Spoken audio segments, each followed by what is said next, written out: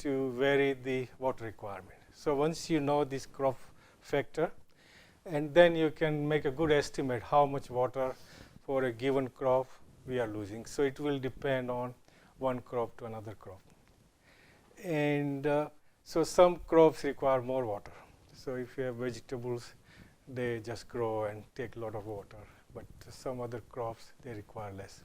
So there has been some emphasis on how we can,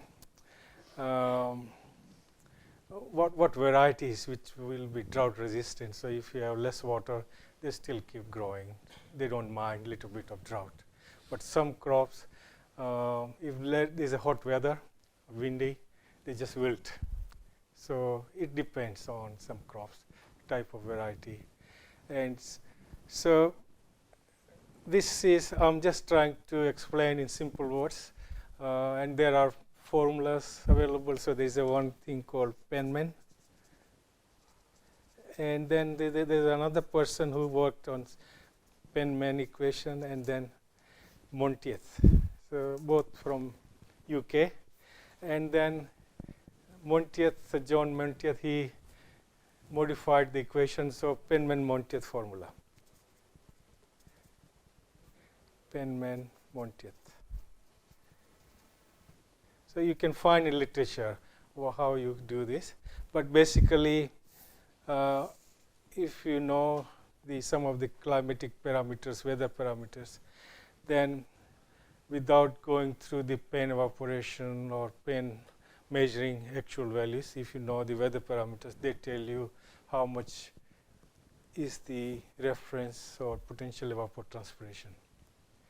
So we are indirectly estimating by considering the weather parameters. And so once you know the evapotranspiration, half of the problem solved, because this is what you are losing. And then you have measurement of irrigation, so how much water you want to apply. And that you can do through putting a meter or some sort of flume. Flume is a some sort of weir type thing. So you put in the channel and you measure the depth, and it tells you if you know the width and height of water flowing, then you can, there is a formula, you can find out how much is the flow in liters per second, like that. So once you know this, then you know how much you're applying, how much you're losing. And another way is also you look at the soil moisture. So we'll talk about those things. So this sort of thing keep happening. And so what we're trying to do is, if this is the soil surface, and our aim is to keep this irrigation going, so there is a sufficient soil moisture in the soil, so plants grow well. And if we don't have proper irrigation method, because of the method we use, or so land is not leveled properly, or some other problem, then we may end up irrigation like this. So what it shows is little bit more water here. So this is the total root zone. So that's where we need to apply. And what we have done is there's less watering here, and a little bit more here. So if you wait for this to dry when you need irrigation, then obviously this area will have water stress. So you don't want to do this, because more you stress, more frequently you stress plants, they are more likely to yield less. So you want to keep them at an optimal moisture, so there is no stress. And if you do this other way, then because you want to irrigate or some other problem, so what this all water below this dotted line is a wastage. So if we keep doing all the time, then eventually the water table will come off. And once water table comes up, you have salinity, waterlogging, those problems. So that's not really good sustainable irrigation, because we will lose that land. So that has happened in, say, in Haryana, part of Haryana, Karnal, that area, in Rajasthan Canal area, and many other places. And once you have this problem, it's very hard to solve the problem. So this will be ideal, little bit more, but not too much. So little bit extra maybe help you to, if you build any salt in the soil profile, you can leach, because anything soluble, and when water goes below the root zone, they also take a little bit of that. So you don't build up, because when we apply fertilizers, there's some salt or some other things, and you need to leach regularly. Rain does all the time, so during other monsoon months, there will be leaching. But sometimes we require during irrigation as well. And another thing is the infiltration. So how much is the infiltration? Depends on soil condition and also the soil cover. So what you have on the soil. And so they can vary from 10 to 70 millimeters per hour. And they are important because you don't want to apply more than what can go into the soil. And the other thing was the root zone depth. So that's important because you want to know how much can be applied to store in the root zone. So anything more or less is not good. And soil moisture. So that's another important part. So basically we have these soil particles, and so they are small, bigger, so sand, silt and clay. And so if we take this as a whole, and then what you can see is there is some soil, so if we put there, and some water, and some empty pores, so like this white pots. So it depends how much water is taken, how much goes below the root zone through percolation. And so this part is fixed in soil. So amount of soil volume is fixed. What changes is the water and air. And you don't want to, you need some air, because these roots have to breathe. So some air is essential. And so the amount of air and water changes is from one irrigation to the next irrigation. So you have more water in the beginning, and then as the water is taken up by plants, evaporation, transpiration, it drops below a certain value. And so best thing is to keep this balance, but at the same time look after the plants. And so it gives you the volume of this pore space, volume of air, volume of water, volume of solid. So total volume is volume of air and volume of water. And that helps us to find out the moisture content. So we can measure volume, moisture content as a volume. So how many say cubic centimeter of water per 1,000 or per liter of water. And then we can compare different soils, and also we can express as a volumetric thing. So percentage of volume occupied by water or air. So either we can measure the weight of water and weight of dry soil, and that gives you percentage of moisture content. And then we can estimate how much volume of water is there, and from there we can estimate how much we need to apply. So very basic thing. And same thing you can do with volume. So volumetric water content or gravimetric means weight basis. And there are several methods. So very simple one. You take a soil sample, put in the oven, dry it up, and that tells you moisture content. So now just on this, so when soil is saturated and you take some sample, put in the dry open air, so eventually in 1 day, 2 days, depending on temperature, soil becomes dry. And that's a sort of a wilting point level.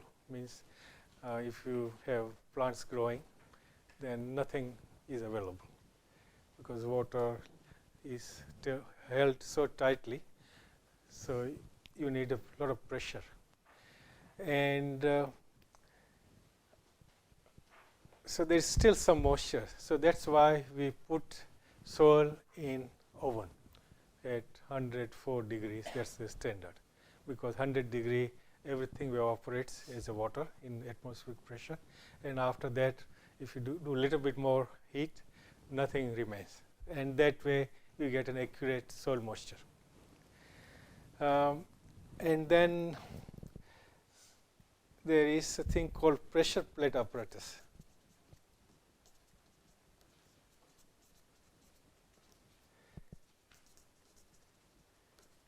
So basically it's like a pressure cooker, and there is a, so you have something like this, and you try to increase the pressure by putting some air inside, and then you have some outlet, and you have some sort of ceramic plate, so the water drains. And if you put some soil sample here and subject to this, then you can find out, if you saturated sample here, then soil moisture characteristics you can find out. So pressure on this side and moisture.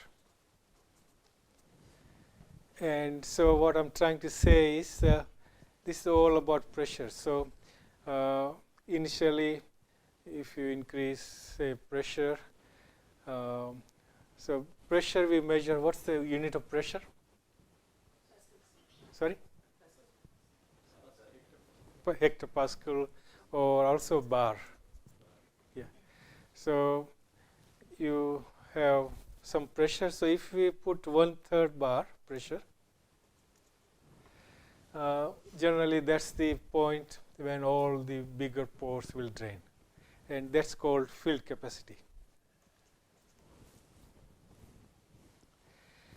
And if you increase the pressure and to 15 bars, then whatever moisture content you have is the wilting point.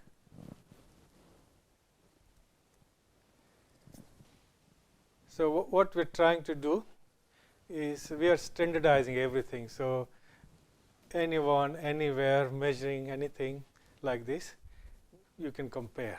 So, okay, take a soil sample, there's a set way to collect the sample, put in this apparatus, and then apply this 1/3 bar pressure, and tells you this is the field capacity. But actual might be a little bit up or down, but doesn't matter. And same with the 15 bar. 15 bar is very high, means 1 bar is the 1 atmospheric pressure. So 15 times of that. So most of the water will drain, and if you take out the soil, it's dry. So you get a soil moisture characteristics. So as you increase the pressure, you have less water. And that's actually in a reverse way, it's related to plants. So less pressure means plant can easily take out water. So plant root system and the whole plant is just like a pump. So if they suck water from soil and then transpire. So if we know the soil characteristics, and then we can do a better job of irrigation management, because we can know how much water to, when is the time the plants will feel stressed. So this is soil moisture characteristics. Yeah. So we need to know this. And so oven dry is one way. So that's really good, accurate method. And then you can also take a sample of soil, and after some experience, you can tell whether soil is really at a certain point where you need to irrigate. And farmers do all the time. So some dig little bit of soil, and okay, it looks, have a feel or have a look, and it tells you whether today is time for irrigation or not. And that's also valid, nothing wrong, but it's approximate. And there is a set procedure. There are certain ways you can make the ribbon out of soil, and if it breaks or if it's like this, tells you how much is the moisture. And then for a long time, this neutron probe has been used. So let's go one by one. So this is simple. You take soil sample of certain size, maybe 50 gram, 100 gram, put in the oven, take it out, gives you moisture content. Very basic. And then you take some soil sample from the field and have a feel whether it feels moist. And people do all the time. You can do at home, farm, wherever. And there is this thing called tensiometer. So again, same sort of idea. So we have this tube, and then we have attached some pressure gauge, and then we have here this ceramic cup at the bottom. So you fill this with water, and the idea of this cup here is that water can come out of this or go in, because when you put this in the soil, so we are trying to measure. So basically it's like this, and there is a pressure gauge. And so either water can come out or can go in, just water. And so you have filled with water initially, so that means at that time it's all saturated, and if there is no air gap, everything, the whole soil around this is connected.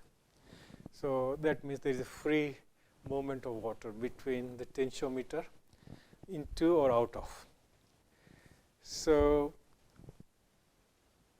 when you lose water, because soil is becoming drier, and so what will happen? So because there is a cup, there is a cap here which is tightly closed, and so because soil is drawing water out of this tube, so what happens to the pressure reading? It will, so negative pressure will increase, and so you have certain change in pressure, and then you have, as soil dries up, more change. So pressure increases to more and more.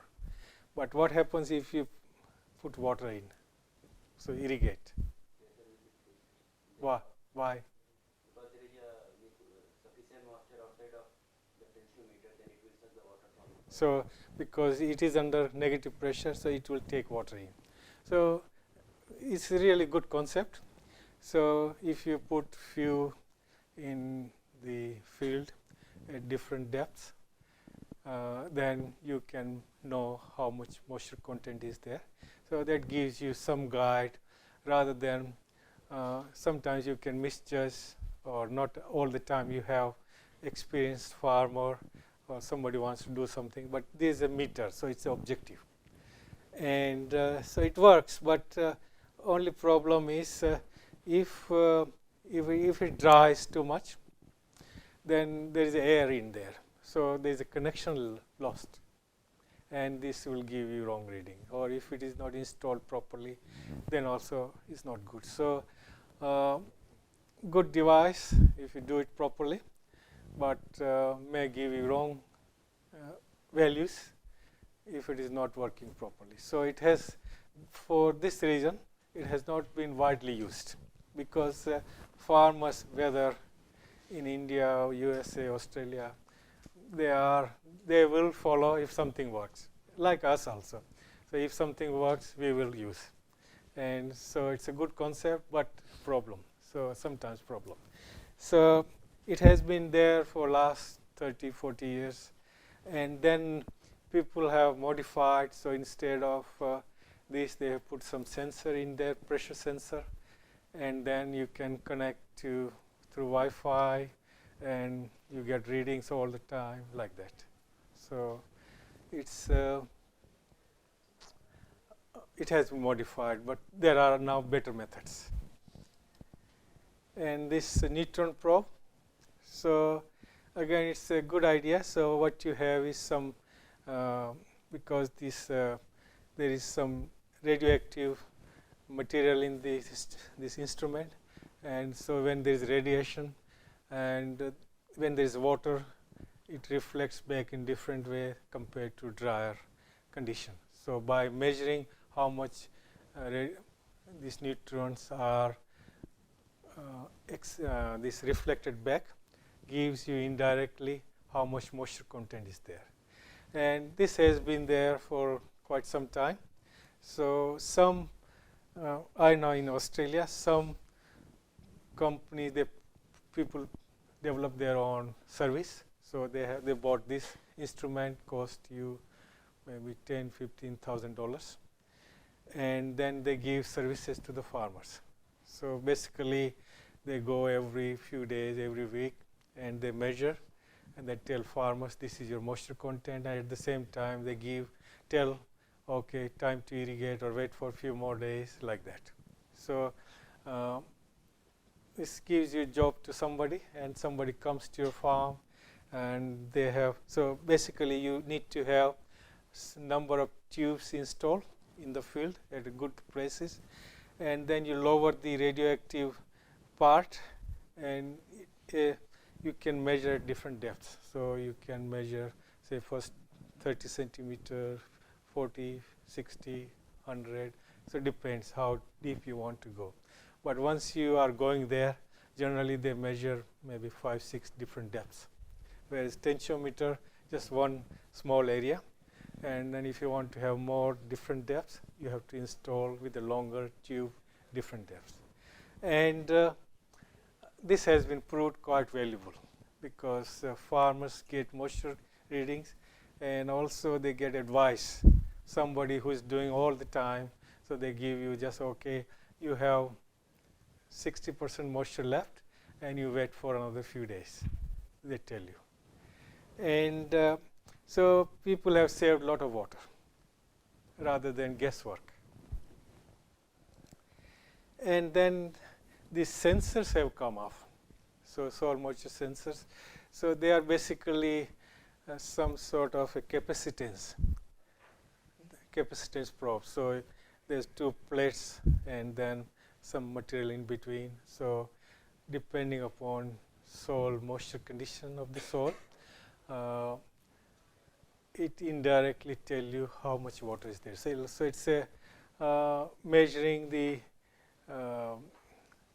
electrical property of soil, and that will vary from depending upon moisture content. And the good thing about them is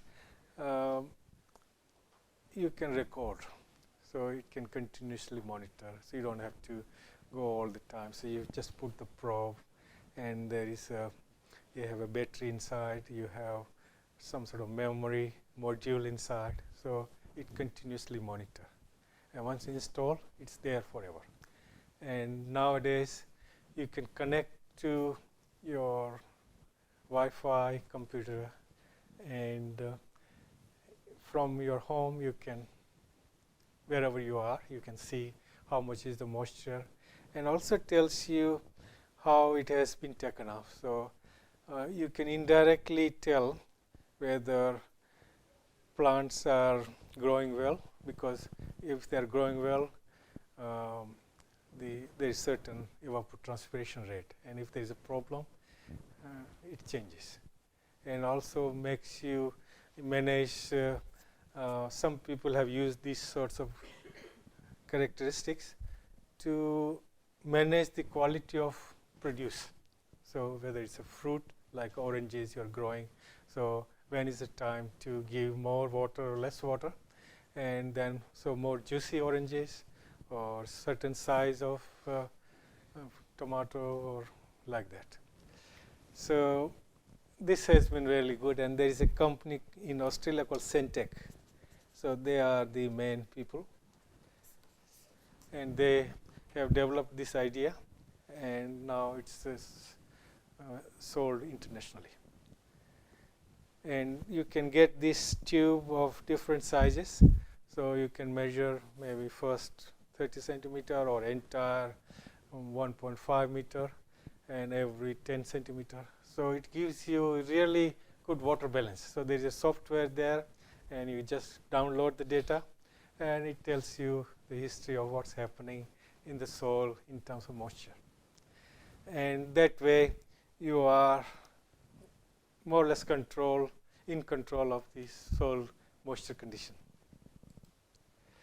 And we talked about this one before. So efficient water management, we need to know 4 things for plants to grow well. So how much water does my bucket holds? So that's the soil. So how much, and that depends on type of soil, whether it's compacted or not compacted, and how fast am I losing that water. So transpiration, evaporation, weather condition, and we need to know this. And how much water can be removed from my bucket before I need to refill it. So again, we need to understand which plant we are growing and what is the good timing. So we don't want to keep plants too moist, the soil too moist, because what happens if we have supply water to near 100% or fill capacity all the time, what will happen to plants? If they have, like if you have everything easily available, what will you do? Go easy path. Okay, so plants are same. So what will happen? Yeah, but if you have easily available, they just take water from the surface. They won't work harder. Whereas if you little bit stress, they go a little bit deeper in the search of water. So the roots will grow. So what happens if you all the time keep moist soil, the plant will grow on the surface. They don't need to work hard. So there is little bit you need to reduce moisture. So they look little bit deeper and work harder. And it's important. So we need to find out what that level of moisture content that will be good for growing plants. So generally, so there is a thing called so this is there is one thing called total available water.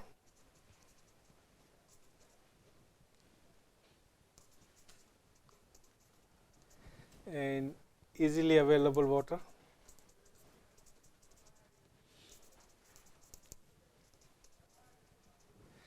So if we have some sort of diagram like this, so this is a zero moisture content. 0% means you put the soil in the oven, nothing, no water. And then this is 100%, so saturation. And this is dry. And this is somewhere above is called wilting point. So it varies from soil to soil, but wilting point. And this is almost air dry soil. So there will be some moisture like at that level. And there is a thing called fill capacity. So between these two is the available water.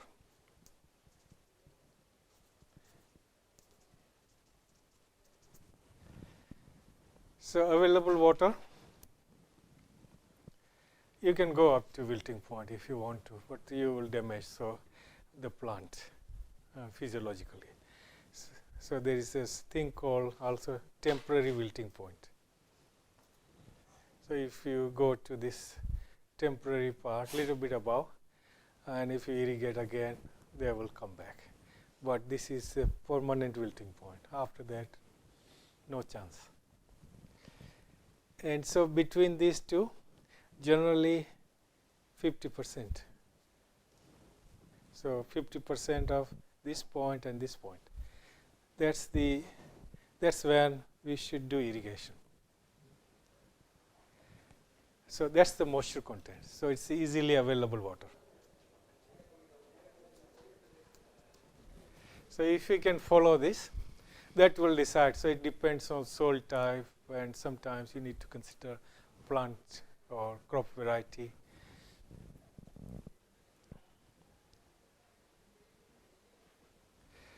And then, so we need to understand this.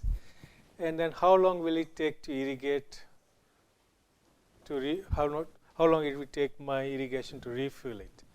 So really, if you are operating a pump, how many hours I need to pump to irrigate this area, or how much volume we need to apply. So if we can look after all these 4 aspects, there is more chance that we will have efficient irrigation and save water. Because the idea is we are going to be in short of water.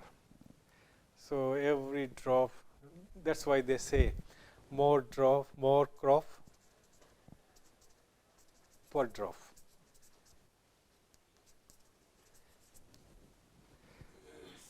Basically, water productivity means produce more for a given volume of water. So it's a very popular internationally idea. So how much water does my bucket holds? And then how fast is water being used by crop and evaporated by the sun's heat? So you need to measure. So you need to have weather information for the area.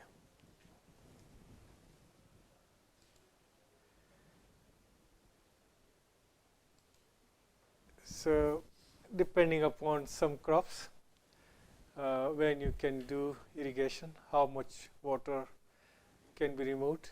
So if you are growing pasture, some fruit, different level. So this avocado can have 30% depletion, but citrus 50, some crops variable to 50%. So that we need to decide, and it comes from experience. And how long? So if you are using some sprinkler or surface, you need to know the volume. And so crop water use, we talked the other time. So it varies total water use from type of a crop. So that's when from planting to harvest. And we lose water. So this is the downstream side of the field, and so on the upstream is a furrow irrigation. And if you apply more water, because not sure how much, and some will just run off, go everywhere, and that's a loss of water.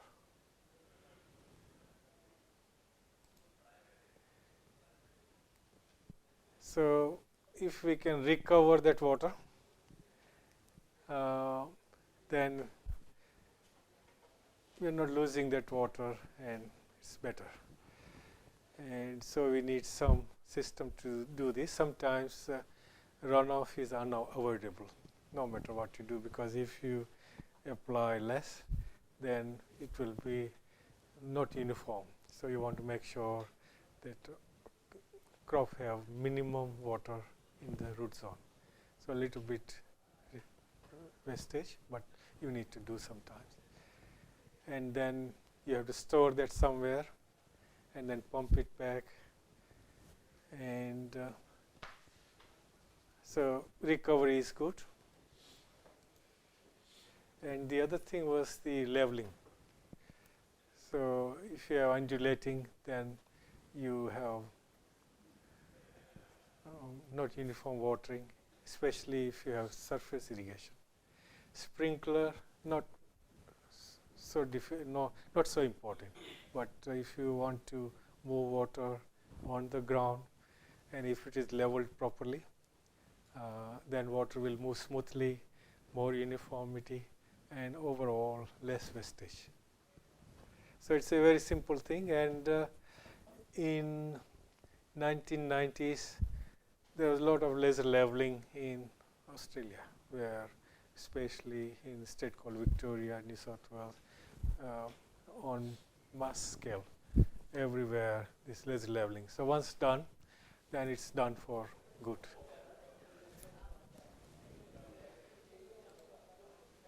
And so have any of you have seen laser leveling? No? So what you have is some sort of laser beam. So you have certain height, and then this scraper behind is controlled by that laser beam. So it tries to maintain certain level. So as the tractor moves, it automatically, you don't need somebody to control, it's controlled automatically. So you either fill the scraper or drop. And so by moving, and that's why laser leveling means you will be much more accurate. Our farmers do also. So they, by looking at through eye, and that's also good enough. But leveling is important. So three main problems with irrigated agriculture. So one is the non-uniformity. And so by laser leveling you can sort out this problem.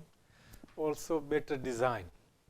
So if it is surface irrigation, the design is about, so if we have, say, this is channel in the field, and you have this check dam, this border checks, so divide lane into strips and separated by earthen embankment.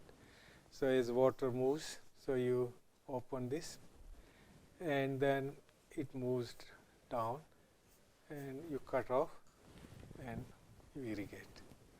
And similarly, if you have furrow irrigation or basin irrigation for rice, same idea. So what is design? What do you say if you are given a land, or you are a consultant and say, okay, design I need surface irrigation. So what things you need to do? Anyone? There's no irrigation before, and now you are asked to help this farmer or this person. What things will you do? First, will identify the source, the nearest source where I can get water from. Yeah. So we found the source of water. Nearest source of water. Yeah. Okay.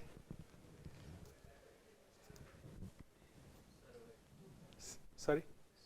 Survey the area. So for what? Checking the slope of the land. Okay. So survey the area. Moisture content. So moisture characteristics of soil.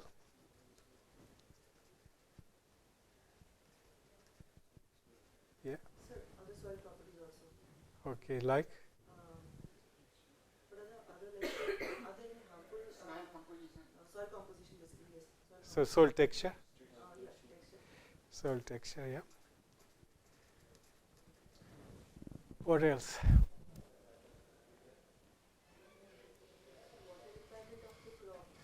So what crops they are growing? Yeah, that's good.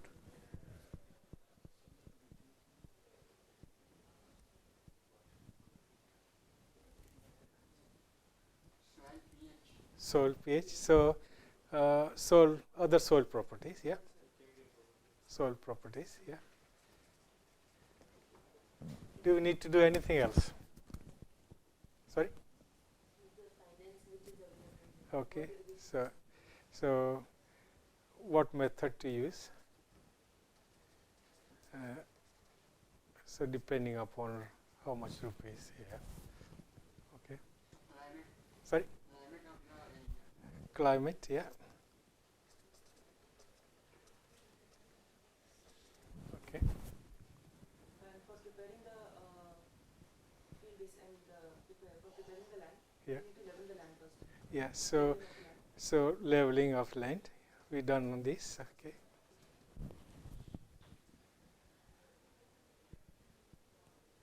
So will all this get the farmer started? Money, yeah, rupees.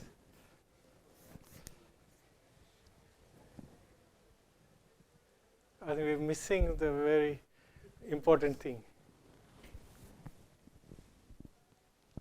Because we need to know how much flow is available. So this flow, okay. So and the gradient, okay. So slope I think we found. And very important thing, how long and how wide. So that's the, you can do everything and say, okay, dear farmer, this is what you found, but it's still not done. So I think the design is, this information help us to design. But basically, farmer wants to know, okay, this is my pump, 5 horsepower, 10 horsepower pump. So we need to give, okay, this will, depending upon your drawdown, this will be the flow. And then we need to give that farmer length of this border check and width. And then in terms of operation, we need to advise about when should they stop the flow. Yeah. So if we can do this properly, we are in business. Okay. So the design will be important, and that will determine uniformity of water application. Determining the correct fertilizer. I mean, suggesting the correct fertilizer that should be suitable for the crop. Yeah, but that's the next stage. So first we have to, our first aim is to design a system which will efficiently irrigate efficiently, and then we do, okay, grow this variety or apply this fertilizer or some other thing, agronomic practice, to get more value out of given volume of water. So that's water productivity, because ultimately farmer and general public is interested, okay, more produce, whether it's a wheat or vegetables or fruit, and then farmer wants to make better living out of what they do. So these are the ultimate aim. What we do through this design is just helping. This is the input, but the ultimate aim, farmers, the ultimate mind is, okay, how much profit I'm going to make. So that should be our aim. We keep that in mind. And over irrigation, again, if you design properly, then we can avoid this problem of over irrigation and eventually waterlogging and salinity. So irrigation management is how much to apply, when to apply, and how to apply. 3 basic questions. So it's not a very complex you can simplify, but basically we need to understand crop, That's our client.